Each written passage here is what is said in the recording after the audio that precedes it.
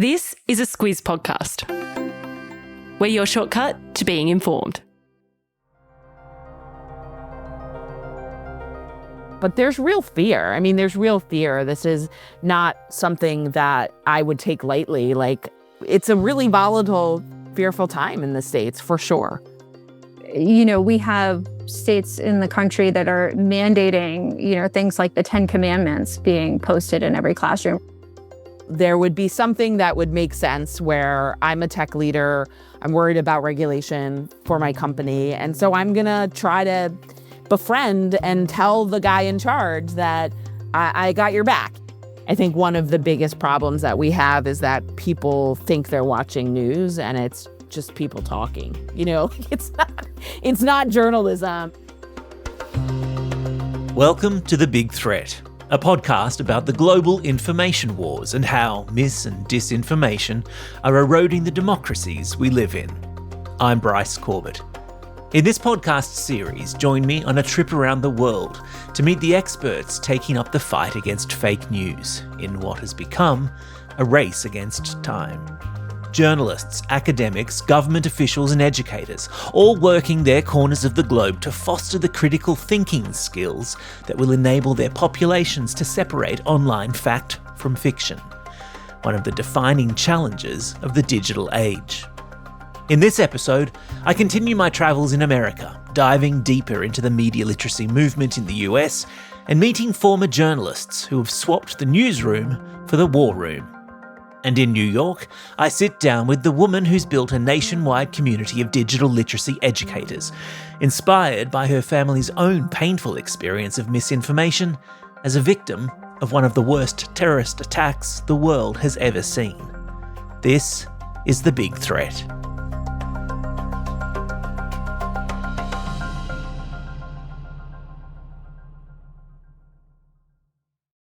A recent survey reveals teenagers are as connected to digital technology as they have ever been. According to a Pew Research report, nearly half of American teenagers say they are online almost constantly. YouTube tops the list with 90% of respondents saying they use that platform the most, followed by TikTok, then Instagram, then Snapchat. Let's bring in psychologist Lisa. Everyone's always so worried about the next Instagram post and what this influencer's doing. Everything would be much simpler without social media. In a survey released this morning, Pew Research Center finds nearly half of teenagers say that social media has a mostly negative effect on their peers. That's a big jump in just 3 years, from 32 to 48%. If you had to pick, in your life, would you say social media is more positive or more negative? I think more positive. More negative. I think for me, more negative. I think more negative as well. That's a lot. For all of my 53 years on this planet, America has been the dominant cultural influence in my life. It's a country and a popular culture that looms large in every corner of the globe.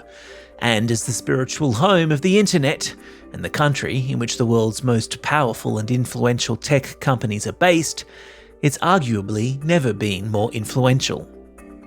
The interconnectivity of the world these days, combined with the ubiquitousness of technology, whether it be smartphones, social media, or AI, means that trends that take off in the USA are usually replicated here in Australia.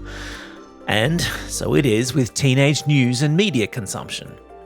As we'll discuss in the final episode, Australia's teens, like their American counterparts, are increasingly getting their news and information from social media and the influencers that dominate it. It's the reason at The Squiz, the independent digital publisher I work for, that we created Squiz Kids, a daily news podcast for kids. And more recently, the reason we created Newshounds, a free digital literacy resource for primary school kids, teaching them to think critically about the flood of content they consume every day. Newshounds is only 2 years old, but it has already had over 4,500 Aussie teachers sign up to do it with their students. And that number is expected to climb since the National Curriculum Authority announced in June that it was making media literacy instruction mandatory in Aussie schools. Programs similar to Newshounds have existed in the United States for many more than the 2 years that we've been at it. And so, now that I'm here in New York as part of a Churchill Fellowship, I'm keen to learn how they're delivered.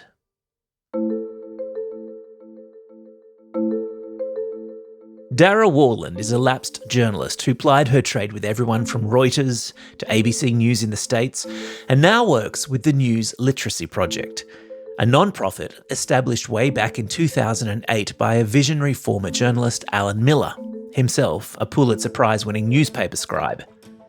Alan established the News Literacy Project to give middle and high school teachers the tools to teach students how to separate fact from fiction in the digital age.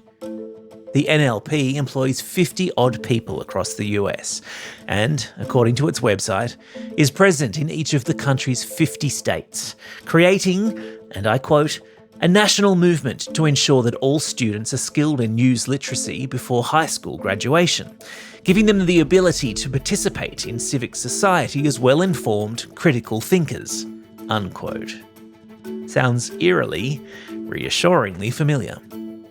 Despite feeling totally envious that Darragh is part of a media literacy effort that's 17 years old and comprises 50 colleagues, notably more than the three of us that make up the Squiz Kids and Newshounds team, I'm interested to learn how their in-classroom media literacy resource, Checkology, is being received, and also how they're funded.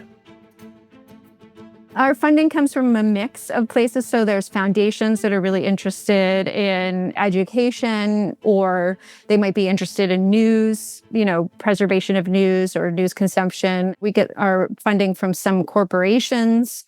We do not take any funding from social media organizations, social media companies.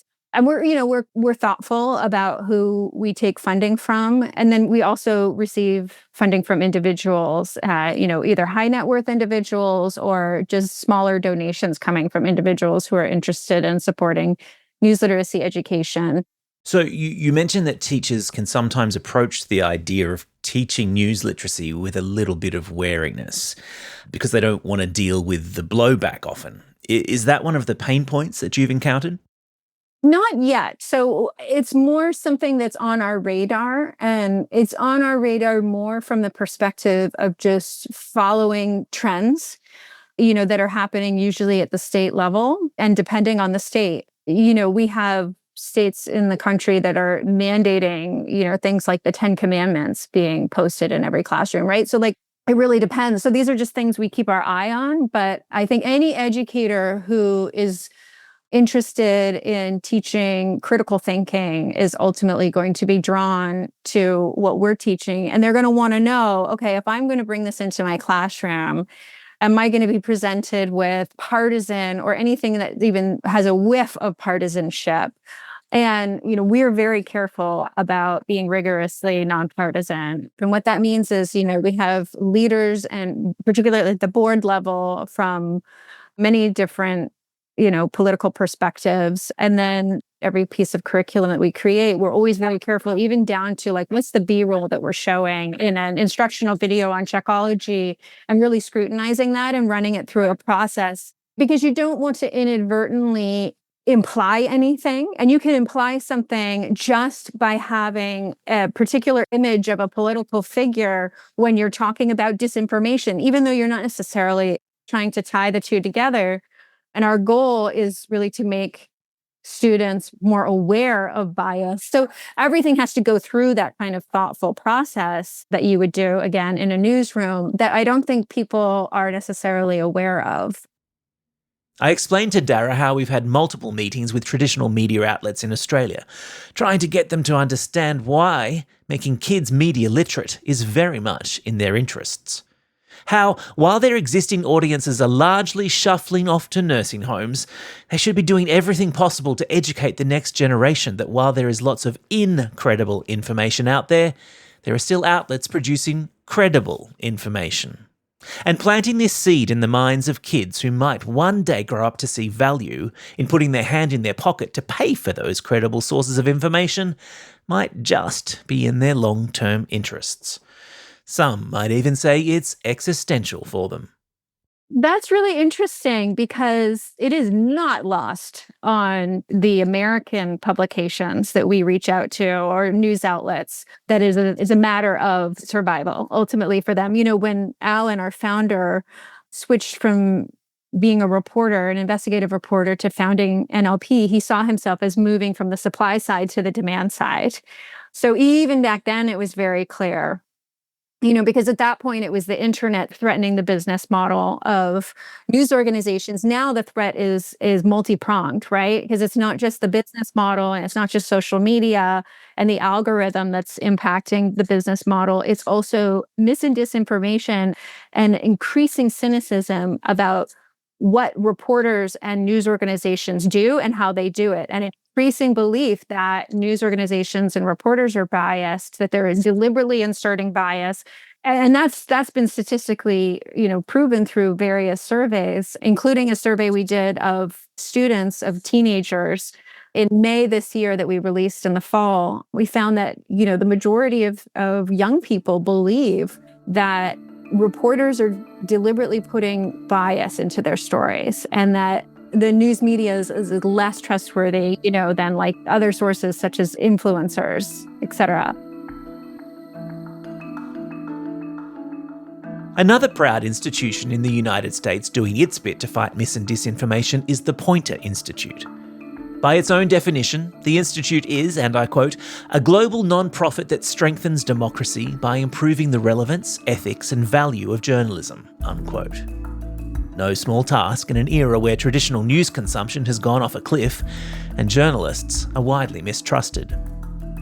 In 2024, a Reuters Institute report found that across 47 countries, trust in journalism was running at a record low of only 40%. It's where the work of people like Brittani Kollar is vital. Another lapsed journo, she worked at CNN for 14 years before joining the Poynter Institute. Brittani is now the Deputy Director of MediaWise, the unit within Poynter spearheading its media literacy education effort. And the MediaWise program most similar to Newshound's is its Teen Fact-Checking Network, or TFCN. It's a virtual newsroom, and we have a youth programming manager, and these teens will pitch what they see in their feeds. It's peer-to-peer learning by teens for teens. So these teens will identify something that they want to check that's come across their feed, whether it's TikTok, Instagram, if they're still on Facebook, which I don't think many are these days. They'll pitch it, and they will pitch it to the youth programming manager with not just the pitch, but this is what I think. Like, I've done some preliminary research, and this is what it's showing, and I think that this is false, or I think this is legit. So we use the phrase not legit or legit, and this is why I want to do it. And so then the youth manager will come back and say, okay, great, go with it, or good idea, how about you think about it this way? Or just completely kill the idea altogether. And the other component is not only how are you going to fact check it, but what are you going to teach your peers through media literacy so they can learn how to do it themselves, so they are empowered to do it. It's another example of a resource for teens that understands A, teens are much more willing to listen to other teens than they are to adults, and B, as digital natives, they're much better able to create content that will resonate with their peers. So we share them out on our TikToks, YouTube Shorts, and Instagram. Now, another way that we do try to promote these and get amplification is another program that we run, which is our ambassador program, where we have journalists and influencers that we have vetted and signed on to be ambassadors of media literacy. We will ask them to share our videos. What sort of a following do you have on your socials? So right now, when I last looked at TikTok, it was about 150 to 160,000 Wow. followers. This is 34 Chernow Square, chairs available to BDFM. My time in New York is fast coming to an end. I've only one meeting left, and that's with Michelle Chula Lipkin. She's the Executive Director of NAMLI, the National Association of Media Literacy Educators, an umbrella organisation for all of the academics, activists and teachers involved in digital literacy education in the United States. I've arranged to meet Michelle in a bustling restaurant near Union Square. It's noisy, and my rudimentary recording equipment proves not quite to be up to the challenge. And so we break bread, compare media literacy notes, and then reconnect a month or so later. During which time, the new Trump administration has well and truly settled into power, and the prospects for a media literate US have changed significantly. It's unprecedented. It's so hard to even gather my thoughts about it because so much of it feels a little bit surreal. The idea that kind of media literacy is on the radar as something that could be doing harm it's just, the absurdity of it is really painful for people that have been doing this work for a really long time. Michelle's passion for media literacy took root almost 30 years ago when her father Frank was among 259 passengers who died in the skies above Scotland aboard Pan Am Flight 103, the infamous Lockerbie bombing. The then 17-year-old came to understand, from painful exposure, how the media worked, and how news and information was not some immutable collection of agreed facts, but, very often, a series of subjective viewpoints shaped by motive, agenda, or omission. It was this experience and passion for people to become more media literate that saw Michelle rise to the position of Executive Director of NAMLI, a role she held for 12 years, building the association into the veritable powerhouse it is today. She says that in all her time working in the space, she's never encountered a period quite like the one we're in. You know, there's a lot of hesitancy and there's a lot of fear right now in the States from everyone, from corporations that might be funding work, philanthropy, trying to figure out where they put their time and effort. You know, it's a very confusing time, as you know. And so I think for media literacy folks, I think we all believe wholeheartedly that there's never been a more important time for these skills and for people to be educated. We need more resources. We need bigger and better supporters. We've never had to fight for the right to exist, right? We've never had to fight for media literacy being valuable. There are, lots of projects that are being defunded. There's lots of work that is being questioned. And it really does stem from this false belief or false narrative, I should say, because I don't even know if you could call it a belief, a false narrative that media literacy somehow is indoctrinating young people into thinking in a kind of liberal mindset. And anyone that knows anything really about media literacy and strong, good practice of media literacy, it's nonpartisan, right? It is really about how do we think, how do we learn how to assess information, how do we, analyze and evaluate and create, how do we succeed in the world today in this digital age? And so the idea that it's all just leading toward, a liberal bias it's really absurd. And it's a pressure that's being felt not just in the media literacy space, but in the mainstream media more generally. The executive producer of 60 Minutes resigned last week, and last night's show took a moment to address the departure of Bill Owens. Stories we pursued for 57 years are often controversial. Lately, the Israel-Gaza war and the Trump administration.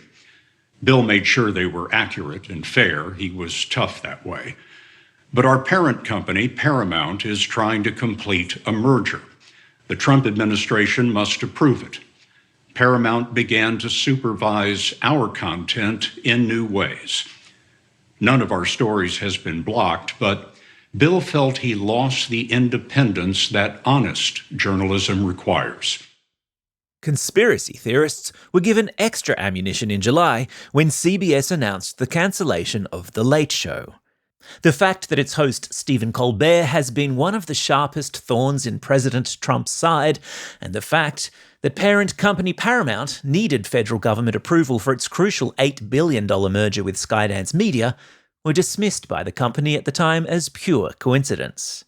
And yet, only a week after CBS announced it was cancelling Colbert, Skydance pledged to eliminate Paramount's diversity and inclusion policy should its takeover be given government approval, as well as install an ombudsman to evaluate complaints of, and I quote, bias or other concerns. On July 25, the US Federal Communications Commission announced it had approved the merger. I ask Michelle if she's noticing a more widespread shift in the ways traditional media are operating in the US. Yes, absolutely. Yes. And corporate leaders, who are clearly focused on the bottom line and clearly focused on a financial perspective, they're a real risk, right? Because we do have an administration that is not only threatening, but is actually doing harm to those that don't kind of follow the lead. And we see that also in kind of, the attacks that the Trump administration has had on law firms. Like you see a lot of exiting of high level lawyers at these firms that are in kind of these relationships now with the Trump administration because of threats, right? Even with the Washington Post and Bezos and, his choice not to endorse a candidate.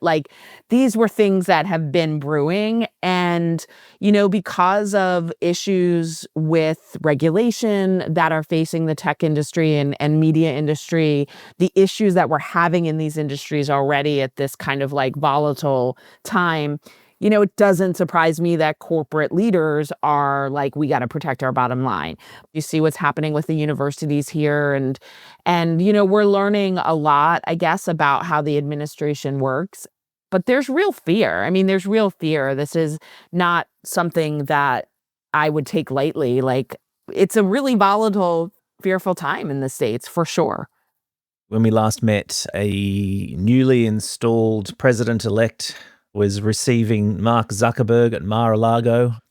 Since then, multiple other tech companies, I guess, have joined the conga line to go and kiss the ring. Is it a total conspiracy to suggest big tech is pandering to what it thinks a new administration wants to curry favor for shareholder gain? I don't think it's a conspiracy theory. It's pretty blatant in my perception. The image, that sticks with me that I'm picturing right now is the image at the inauguration. And I spent a lot of time talking to my students at Brooklyn College about that phenomena, the kind of unprecedented nature of just those optics of these, huge tech giants being seated in front of elected officials, right? It is really an important moment to look at and to really understand what's going on here. And I think that the tech companies are just like other industry, nervous about what could, be happening. And I think in particular, social media companies are at a very, very delicate time.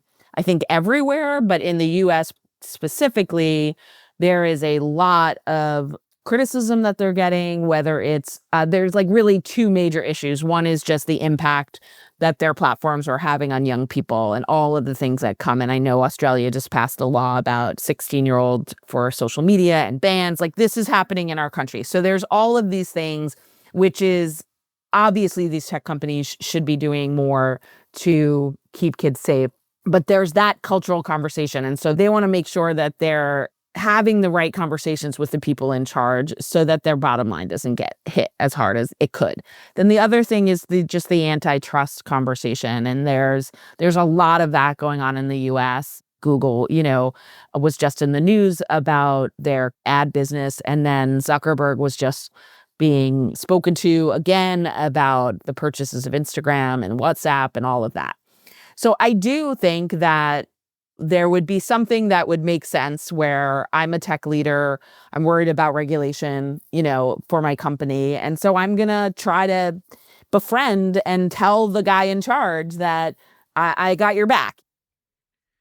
If US tech companies really are kowtowing to the Trump administration, giving it what they perceive it wants in order to curry favor and ultimately secure a positive outcome for their shareholders, the most obvious example must surely be Meta's decision to remove fact-checkers from its platform.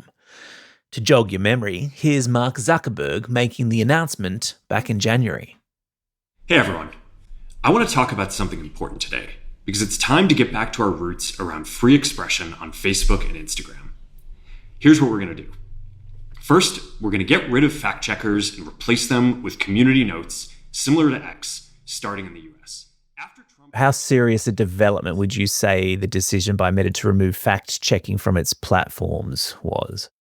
I mean, that's a really consequential decision, no doubt about it. And I think that, I mean, from a personal standpoint, it's such a shame, right? It's such a shame. From a media literacy standpoint, it's a disaster. Like, it's an absolute disaster. And there is real attempts for this community notes system to try to help, but there's a lot of evidence that the community notes system doesn't do what we need it to do or what it sets out to do. And so I want to be positive and somewhat optimistic that maybe there's something there, because I'm just, that's who I am. I can't just give up. But I think it's a very consequential decision. I think the most damaging part of that announcement, though, was the way in which he painted fact checkers as political. But the fact checkers have just been too politically biased and have destroyed more trust than they've created. And that was so egregious to me and so unnecessary. Can you tell us where Americans are getting their news and information these days? Traditional sources or social media? And what about teens specifically? So I think it's a really eclectic mix. You know, there are lots of different ways to get news. What I would say is that I think that a lot of Americans think, like, if you ask the question, where do you get their news? They will answer something, but they don't realize that actually what they're looking at is not news. I think one of the biggest problems that we have is that people think they're watching news and it's just people talking. You know, it's not journalism. And what's interesting is, like, there's all these surveys and like research that suggests like teens get their news from social media. But then when you look at the question that's being asked, it's like, where do you get information on topics outside of your like circle? Well, that's not the definition of news. So of course they're going to say TikTok, right? So I think we have a problem with really understanding. I mean, you know this. And it's a problem of really understanding what is the content I'm consuming, what am I listening to, and is it actual news or is it commentary? And it's really basic media literacy stuff, but I think we've made it really clear that we're not good at determining, you know, what is real journalistic research and work and investigation and what is just, you know, opinion and commentary. And I also think that the whole concept of influence is really important. And I think young people, I think all of us really need to be more reflective about who we let influence us and why. And I talk about this a lot in class because I think a lot of people are entertained by whether it's like TikTok folks or podcast hosts. But there's a difference between being entertained and actually being persuaded and influenced. And I think we don't talk about that enough, because you can listen to Joe Rogan, but he doesn't have to influence your voting decision. You could listen to, you know, other podcasts and use that information to find out, you know, things you're interested in. But this idea that like these people are influential is something that we really need to be reflective of. And I think we need to teach young people, well, actually we need to teach everyone, you know, to understand what they're listening to and how they should weigh that information. Is another part of the problem that people perhaps know the information they're getting may be biased, but they ultimately don't care? Like, and in many respects, they feel like it's just easier to sit in the comfort of a silo I already know? Yeah, I mean, I think that I would say there's also the entertainment factor. I think people really want to be entertained and they want to enjoy what they're doing, right? Like this whole idea of amusing ourselves to death, like that's a real thing. Like we're drowning in amusement and entertainment. And so I do think that, yes, there is the echo chamber and there is the filter bubble, and it is a lot more pleasant to listen to things that you agree with. There's so much crap out there, right? There's just so much crap. And it's like when you're swimming in crap, like how do you even start to identify For media literacy advocates, the challenge, according to Michelle, lies in raising the alarm without overwhelming. I talk to parents all the time. They're terrified. Like, we have scared the crap out of them. And I don't think that's good for anyone, right? Like, I just don't think that's good for anyone. I think that parents need tools and they need to know that it's going to be okay. And that, yes, there are real risks and that is a problem. And we need to do better to protect against those risks.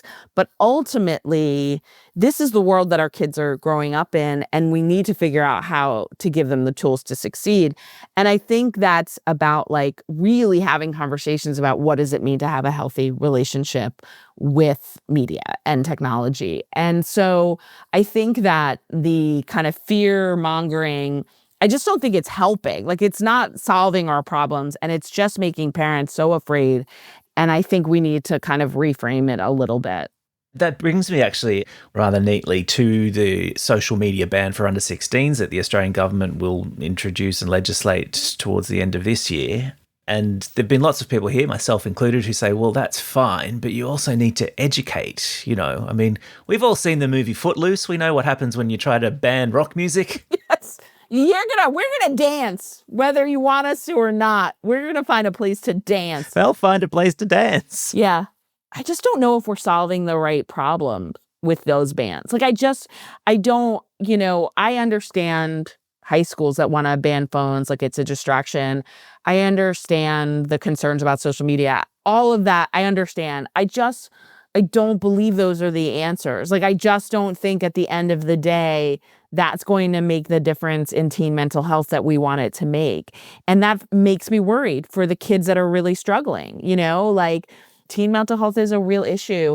And I get afraid that, like, we're going to solve a problem, but it might not be the solution that we're seeking.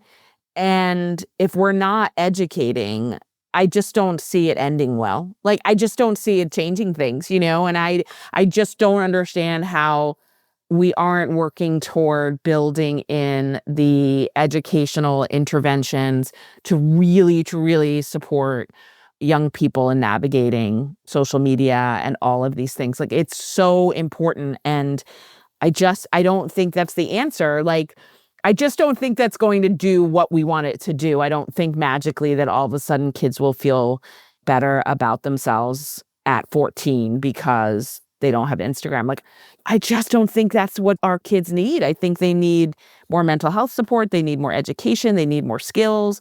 And like, media literacy makes a difference in these ways. Like, media literacy interventions do make a difference in how kids perceive themselves and how they relate to media and all of these things. So I just don't know why that's not what we're pushing for.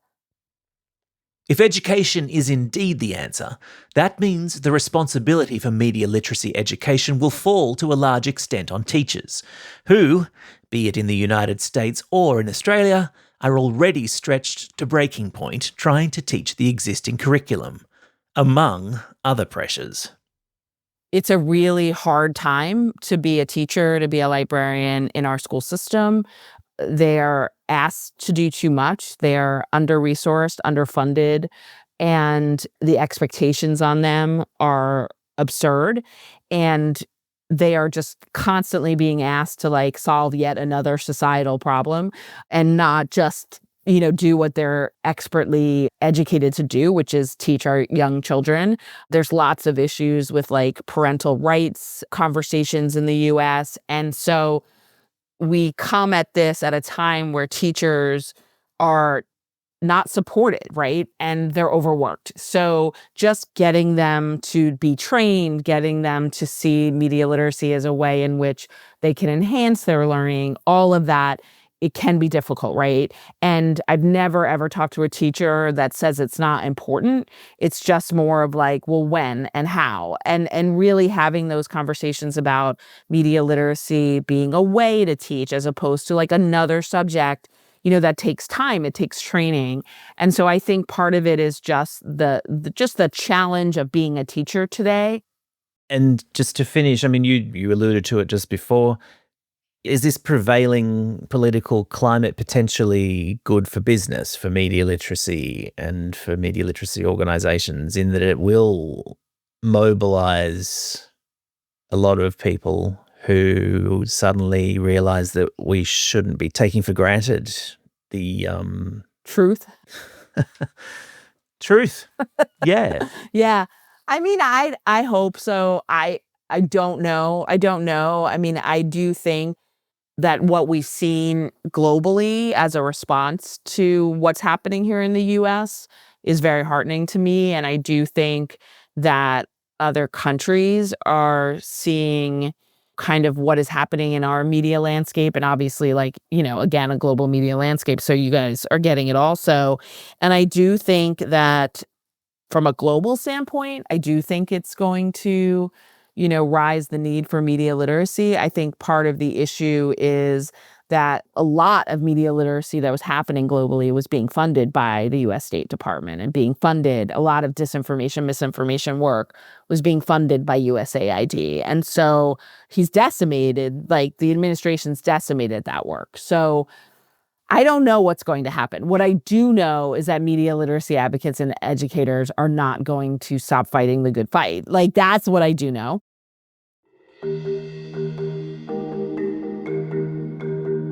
Join me next episode as I cross the Atlantic to Estonia and Finland and discover how living next door to Russia and its state-sponsored troll factories means media literacy is more than just a nice to have, it's an existential necessity. This year was the first time ever in my lifetime that we had the Minister of Defense saying we are preparing for a war. This podcast has been made possible by the Winston Churchill Trust Australia. I'm Bryce Corbett. Thanks for listening to episode 3 of The Big Threat.